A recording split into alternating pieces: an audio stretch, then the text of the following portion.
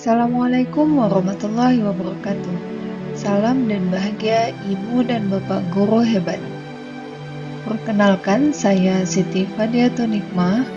Saya bertugas di SMA Swasta Bina Bangsa 01. Saya adalah CGP Angkatan 9 dari Kabupaten Kota Waringin Timur, Provinsi Kalimantan Tengah.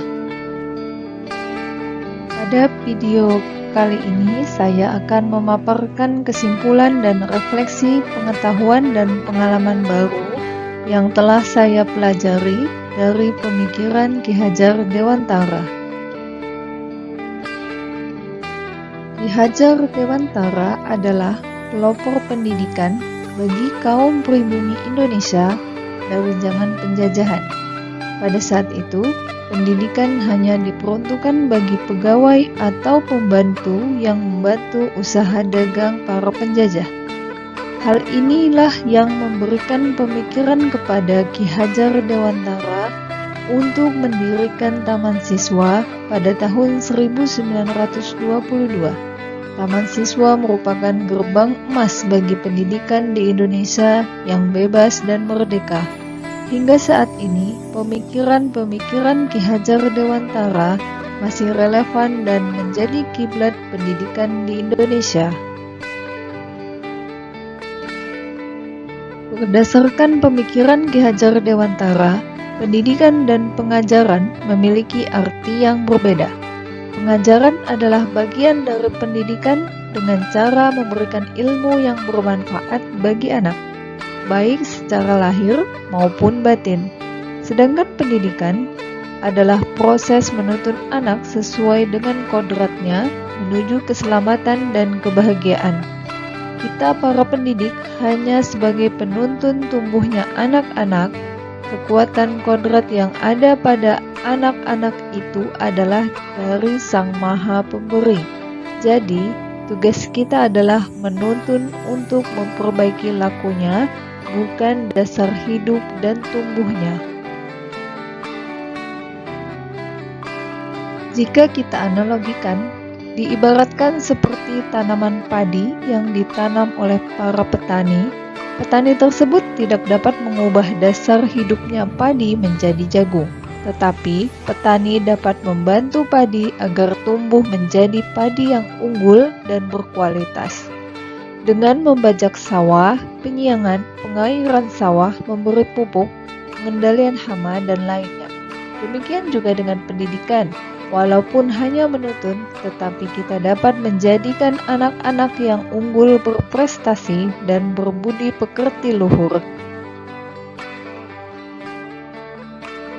Pada diri anak-anak ada tabiat yang dapat diubah dan ada tabiat yang tidak dapat diubah. Intelligible merupakan bagian kecerdasan yang dapat diubah sesuai pendidikan atau keadaan yang dihadapinya. Sedangkan biologis yang tak dapat diubah adalah bagian jiwa yang berhubungan dengan perasaan, seperti rasa takut, rasa malu, rasa bahagia, dan lain-lain. Seseorang yang memiliki rasa takut, tetapi setelah mendapatkan pendidikan, maka anak tersebut dapat mengendalikan rasa takutnya. Jadi, yang diubah bukan biologisnya, melainkan intelligible-nya. Rasa takut itu masih ada dalam diri biologisnya, tetapi dia mampu menyamarkan itu dengan kecerdasannya. Menguasai diri inilah yang merupakan tujuan pendidikan dan maksud keadaban. Jadi, jika kecerdasan budi pekerti seseorang itu baik, maka ia dapat mengadakan budi pekerti yang baik dan kokoh, sehingga dapat menjadi kepribadian dan karakter. Dia akan dapat mengalahkan tabiat asli dan biologis tadi. Budi pekerti, watak, atau karakter adalah bersatunya wirasa, wirama, dan wiraga. Budi artinya perasaan, sedangkan pekerti artinya tenaga. Budi pekerti merupakan sifat jiwa manusia yang dimulai dari angan-angan hingga menjadi sebuah tenaga. Pendidikan adalah tempat persemaian benih-benih kebudayaan yang hidup dalam masyarakat. Pendidikan dan kebudayaan adalah satu kesatuan yang tidak dapat dipisahkan. Tugas pendidik adalah menjemput kebudayaan yang dicita-citakan, sedangkan inti dari filsafat Ki Hajar Dewantara adalah perubahan. Sama halnya seperti tata surya yang selalu bergerak, kebudayaan juga begitu, harus dinamis. Kebudayaan juga bergerak sesuai dengan kodrat alam dan kodrat zaman. Jika kebudayaan kita terisolasi, maka bersiaplah untuk kehancuran. Pendidikan dituntut untuk terus berubah, menyesuaikan dengan kondisi alam dan zamannya. Perubahan itu kekal. Kita lihat planet-planet dalam tata surya. Mereka berbeda antara satu dengan lainnya. Terdapat keberagaman. Begitu pula dengan kebudayaan dan pendidikan. Kebudayaan suatu daerah itu tidak ada yang sama. Pada saat terjadi pertukaran kebudayaan, bukan dengan tujuan menyamakan semuanya, melainkan untuk menguatkan identitas masing-masing kebudayaan tersebut. Begitu juga dengan pendidikan. Planet-planet itu dapat diibaratkan sebagai murid. Tidak ada yang sama, bahkan anak kembar Siam sekalipun. Maka dari itu, mereka memiliki kebebasan dan kemerdekaan untuk tumbuh dan berkembang sesuai potensi dan kecepatannya sendiri. Pendidikan dilakukan sesuai dengan kodrat keadaan dan prinsip perubahan. Kodrat keadaan adalah kodrat alam, yaitu kodrat yang sesuai dengan kondisi alam tempat anak tersebut tinggal, dan kodrat zaman adalah kondisi di mana waktu anak tersebut hidup dan tumbuh. Pendidikan harus memperhatikan prinsip-prinsip perubahan yang dikenal dengan azas Trikon, yaitu kontinuitas, konvergensi, dan konsentris.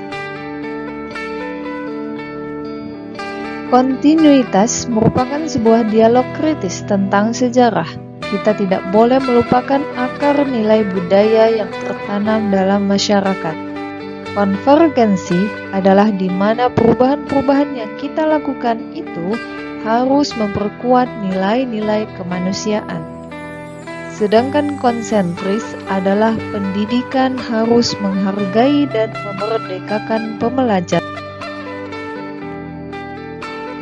Sebelum saya mempelajari modul mengenai filosofi pemikiran Ki Hajar Dewantara ini, saya berpikir bahwa anak-anak adalah kertas kosong atau kertas yang masih putih bersih dan belum ada coretan maupun gambar. Tugas saya yang menulis maupun menggambar pada kertas kosong tersebut sesuai kehendak saya sendiri. Saya sebagai seorang guru matematika, mata pelajaran tersulit bagi sebagian besar anak-anak, sehingga saya berpikir satu-satunya metode agar anak faham matematika adalah mengajar di kelas dengan metode ceramah dan memberikan tugas atau latihan soal yang banyak. Menuntut anak-anak untuk paham dengan penjelasan saya dan mereka harus bisa mengerjakan soal yang diberikan. Saya tidak memperdulikan sejauh mana kemampuan anak itu. Saya menganggap semua anak itu sama. Jadi, pengalaman dan pendidikan yang saya berikan kepada anak-anak juga sama. Saya tidak disibukkan dengan pembelajaran di kelas karena pengajaran yang saya berikan seragam. Mereka juga harus menurut aturan saya dan apa yang saya perintahkan, karena saya menganggap bahwa saya adalah penguasa kelas. Kemudian, sebelum mengenal filosofi pemikiran Ki Hajar Dewantara, saya hanya fokus pada mengajar dan mengejar materi. Materi yang ditentukan oleh kurikulum harus saya selesaikan tanpa memperdulikan kebutuhan anak-anak dan memaksa anak-anak harus tuntas dalam semua aspek penilaian. Penilaian menjadi prioritas saya, sehingga nilai bagus menjadi tujuan utama telah tertanam dalam jiwa anak-anak. Setelah mempelajari modul mengenai filosofi pemikiran Ki Hajar Dewantara ini, pikiran saya menjadi terbuka dan praktik pengajaran yang saya lakukan selama ini ternyata tidak tepat. Anak-anak bukanlah kertas kosong yang putih bersih, melainkan kertas yang sudah berisi tulisan atau gambar tetapi masih samar. Tugas pendidik menuntun anak sesuai dengan kodrat dan kebutuhan tumbuh hidupnya. Pendidik tidak dapat mengubah dasarnya hidup anak-anak tersebut, tetapi pendidik dapat menuntun anak-anak itu untuk mengubah lakunya.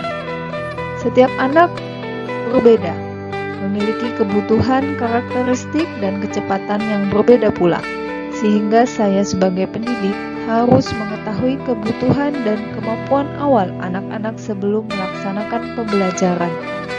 Anak-anak akan merasa dihargai dan diberi kemerdekaan dalam proses belajarnya, sehingga saya tidak lagi merasa menjadi penguasa kelas. Saya sebagai pendidik harus membimbing atau menuntun anak-anak untuk menemukan minat dan bakat masing-masing anak, melayani dan menemani proses pendidikan dan pembelajaran anak-anak secara utuh dan menyeluruh. Saat ini yang menjadi fokus saya adalah anak-anak. Membantu membimbing anak-anak sesuai kodrat baik lahir maupun batin agar mencapai keselamatan dan kebahagiaan dalam masyarakat kebangsaan. Nilai pun tidak lagi menjadi prioritas saya, tetapi lebih kepada pengembangan nilai watak atau budi pekerti anak. Setelah saya menyadari kekeliruan mengenai pendidikan dan pengajaran, saya bertekad untuk melakukan perubahan-perubahan pada proses pendidikan dan pengajaran yang saya lakukan, dengan memberikan kemerdekaan kepada setiap anak untuk mengembangkan potensi sesuai kodrat yang mereka miliki, sebagai bekal di kehidupan masyarakat yang selamat dan bahagia. Saya akan menerapkan pembelajaran berdiferensiasi di kelas dan pembelajaran yang berpusat pada anak. Saya bertekad untuk menanamkan semboyan Ki Hajar Dewantara ke dalam jiwa yang akan menuntun saya dalam melakukan pendidikan dan pengajaran. Ing ngarso sung tulodo, ing madya mangun karso, tutwori handayani, yang artinya di depan memberikan teladan, di tengah membangun ide atau gagasan, di belakang memberikan dorongan. Demikianlah kesimpulan dan refleksi yang dapat saya ambil dari pemikiran Ki Hajar Dewantara. Terima kasih Ibu dan Bapak Guru. Salam bahagia.